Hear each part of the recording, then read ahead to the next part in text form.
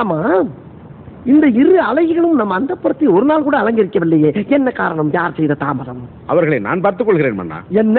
ஓ, தவறாக புரிந்து கொள்ள வேண்டாம். இவர்கள் இருவரும் இன்று இரவு உங்கள் உறவு. என்ன அமைச்சர் அல்லவா, கருத்துக்களை மிக கச்சிதமாக கவுகிறீர் போங்கள். மன்னர் மன்னா. ஆம், நான் தான். தங்களை காண புலவர் பாலபத்திர ஓனாண்டி வந்திருக்கிறார். பாலபத்திர ஓனாண்டி வந்து தொலைய சொல்லும். ஓனாண்டி கோணாண்டி. எனதருமை 23ஆம் புலிகேசியே, நீ வாழ்க, நின் கொடை வாழ்க. அமைச்சரே, மன்னா, இந்த லகடு பாண்டியன் நீ பேர் சொல்லிதான் அழைப்பானா? புலவர்களுக்கே உள்ள ஆணவம் மன்னா. ஆம். தாங்கள் வந்த நோக்கம்? என்னுடைய புது கவிதை ஒன்றை தங்களிடம் பாடி காட்டி பரிசில் பெற வந்திருக்கிறேன். பரிசு பாடு, பாடி தொலையும். மன்னா, மாமன்னா, நீ ஒரு மாமா மன்னா. பூமாரி தேன்மாரி, நான் பொழியும், நீ ஒரு முள்ளமாரி. அரசியலில் நீ தெள்ளியதோர் முடிச்சவிக்கி, தேடி வரும் வறியவர்க்கு மூடா, நெடுங்கதவு உன்கதவு என்றும் மூடாமல் மறைக்காமல் நீ உதவு. எதிர்த்து நிற்கும் படைகளை நீ புண்ணாக்கு, மண்ணோடு மண்ணாக்கு. இந்த அகிலத்தை அடைகாக்கும் அண்டங்காக்கையே.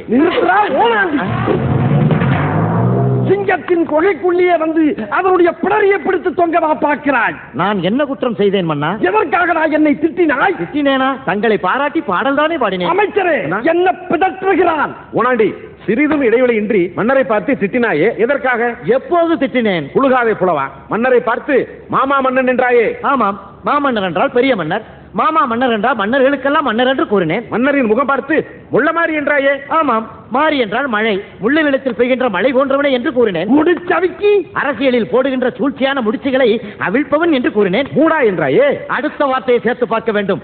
தேடி வரும் வறியவர்களுக்கு அள்ளி கொடுக்கின்ற மூடாத கதவுடையவன் என்று கூறினேன். புண்ணாக்கு, எதிரிகளை புண்ணாக்குங்கள் என்று சொன்னேன். வேறு என்ன சொன்னான்? அமைச்சரே, இந்த முறை மாட்டுவான். என் மூக்கை குறிபார்த்து அண்டங்காக்கா என்று சொன்னாயடா, அதற்கு என்ன அர்த்தம்? அண்டம் என்றால் உலகம், காக்கை என்றால் காப்பாற்றுவது, உலகத்தை காப்பாற்றுபவன் என்று கூறினேன். அப்படியா அர்த்தம்? அப்படித்தான் நான் பாடினேன். இல்லை இல்லை, நீ என்ன விளக்கம் சொன்னாலும் அதை ஏற்றுக்கொள்ள என் மனம் மறுக்கின்றது. உனக்கு பரிசும் கிடையாது, ஒன்றும் கிடையாது. உதைப்பதற்குள் ஓடிவிடு. மன்னா, என்ன? என் சாபத்திற்கு ஆளாகாதீர்கள். மன்னா, வயதிலே மூத்தவன் என்ற முறையில் சொல்லுகிறேன், அளவுக்கு அதிகமாக நடக்கிறேன். எதற்கும் ஒரு எல்லை உண்டு. பாலபத்திர ஓனாண்டி, என்னிடமா எதிர்த்து பேசுகிறாய்? இன்னும் கொஞ்ச நேரத்தில் உன் கண் விழிகள் இரண்டும் பிரிஞ்சு வெளியே தொங்க போகிறது. யாரங்கே?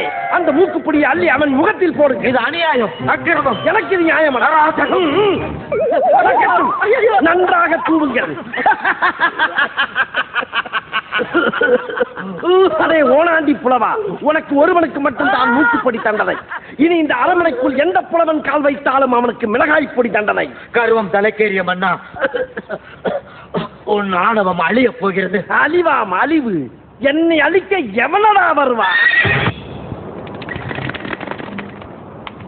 என்ன மங்கினி பாண்டியரை, மன்னா, அரண்மனை வாயிலில் 8 புள்ளி கோலம் தான் போட்டுள்ளார்களாமே, ஏன் 16 புள்ளி கோலம் போட மாட்டார்களாமா?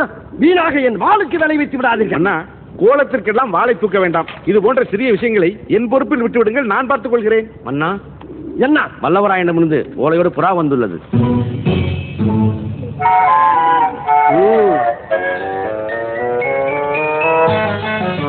ஆஹா, என்ன கணம், என்ன கணம்.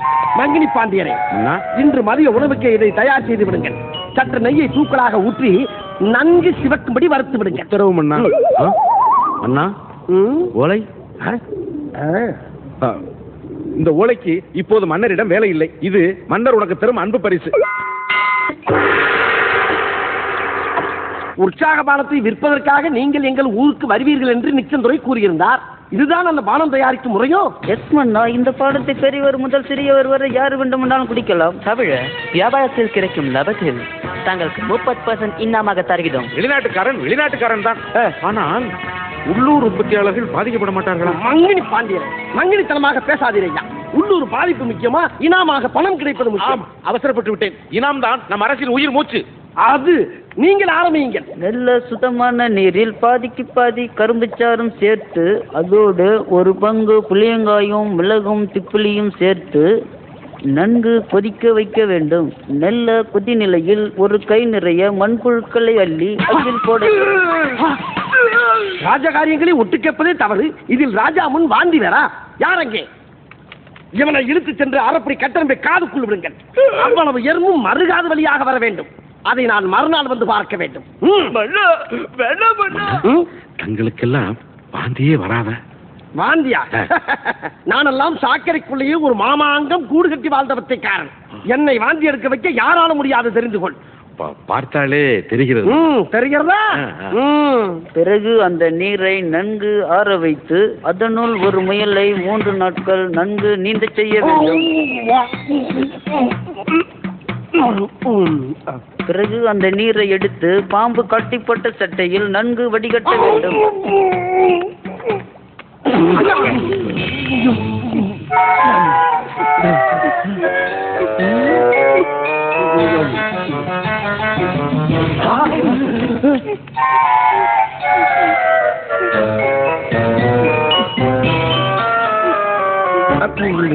அரமனை முழுவதும் நாரி நசநசத்து விட்டது.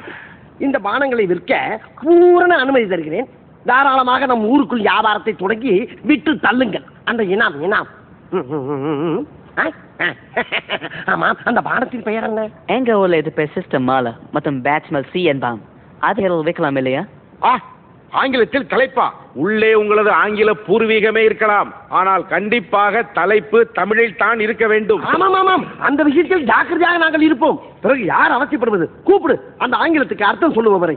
ஒன்றின் பெயர் சிஸ்டர் மாலா. அதாவது சிஸ்டர் மாலா என்பவர் இந்த பானம் தயாரிப்பை கண்டுபிடித்தார். சோ இதற்கு அவர் பெயரே வைத்து விட்டோம். சிஸ்டர் என்றால் என்ன? சகோதரி என்று அர்த்தம். யாருக்கு சகோதரி? எனக்கு சகோதரி. வயது என்ன இருக்கும்? புரட்டாசியுடன் 60 முடிகிறது. 60? அப்படி என்றால் எனக்கு அக்கா. அந்த பானத்துக்கு அக்கா மாலா என்ற பெயர் வைத்து விடுங்களேன். பலே மன்னா பலே. இன்னொரு பானத்தின் பெயர் பேட்சுமல் சி. பேட்சுமல் என்றால் என்ன? கப்படிப்பது என்று அர்த்தம். பிறகு என்ன? கப்சி என்றே வைத்துக் கொள்ளலாமே. நன்றி மன்னா, இதற்காக விளம்பர ஓவியங்கள் வைப்பதாக உள்ளோம். இதில் நம்ம ஊர் நாடக நடிகர்களையும் விளையாட்டு வீரர்களையும் பயன்படுத்துவதாக உள்ளோம். கிராதகா அமைச்சரே, விளம்பரப்படுத்தினால் நம் ஊர் மக்கள் ஆட்டு மூத்திரத்தை கூட சுத்த இளநீர் என்று ஒரு கை பார்த்து விடுவார்கள். அதுதானே மன்னா நமக்கு அசுர பலம். நண்பா, ஒரு சின்ன விண்ணப்பம். என்ன? இந்த தொப்பியை நான் ஒரு முறை வைத்து பார்க்கவா? ஓ எஸ். எப்படி இருக்கிறது? வண்டர்ஃபுல். வெளிநாட்டு வியாபாரத்தை நம்மூரில் அனுமதித்ததால் இன்று முதல் நீ திறந்த வீட்டில் நுழைய புலிகேசி என எல்லோரால் அன்போடு அழைக்கப்படுவாய்.